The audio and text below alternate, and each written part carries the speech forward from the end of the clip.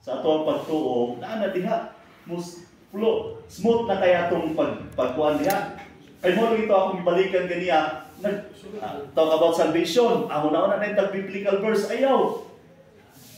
Kay gipasayo na sa simbahan. Nanay mga documents nga na-release anak so that we can just easily understand that so mo na akong observation kay ganiha.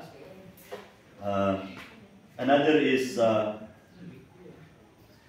katong sabtan man no kay first time man nga mag-istorya diri pero I tell you nga ang mga tao kung may istorya ka silang atubangan nga dili ka confident no wala kay eye contact etc ma-associate nila nga adin sa genuine siyang gipang-ingon sahay no unsa may kalahian nato og sa mga kana bitaw mga parehan nilang Suryano, sa laing sikta ba?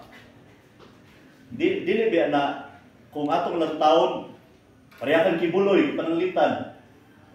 Kung kibuloy ilag-ilag, ba na, unsa may nakalahi kayo ni kita, ang istorya hinunta sa kamatuoran, tinud atong simbahan, atong ustad.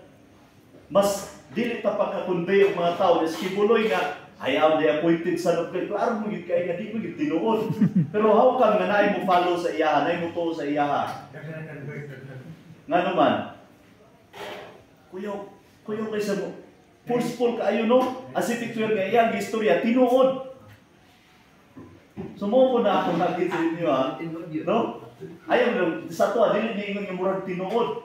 Tinuod gid atong iba kulang lang sa to wala tay enough nga gi-exert nga effort nga ma-convince yun nato ang tao ba, no? So yung anak siya, no? Ayaw mo kaulaw, no?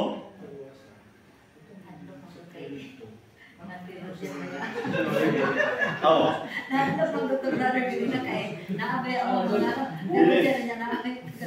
Kay kami po, no? Gatuon pa po giya po, no? So, mao lang ito, balik-balik to, dapat nga audible, binadali, eye to eye contact. Then, i-avoid na to ang mga repeated words, no? Kanang balik-balik nga, klaro kayo nga, kanang, wala ni mo na, pandami ang mga topic, so balik-balik ang topic.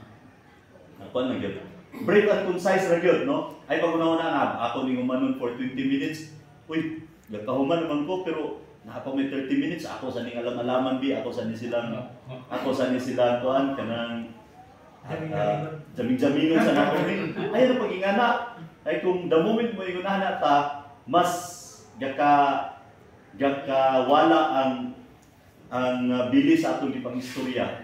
Correct. Ayaw na no.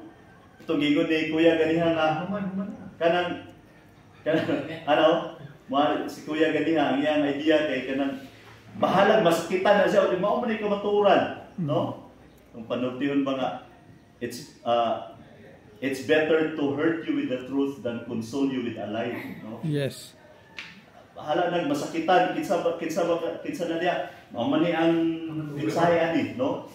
So mao na siya dili na ta wala tay kanang murag magpakaroon imnon patang kuan maulaw mo ani kay ako muni pari pero kani ako pari kay nagkabit-kabit man ni lang ako sa niingon ni about kuan diri di lang sa nako ni isgutan ang kaning last no kaning uwag kay nabi akong pari nga uwagon diri so mana ba no usahay we mo istorya ta sa daghang tao bitaw. We cannot but to allow ourselves nga kita mismo maigo sa tuloy pang istorya. correct.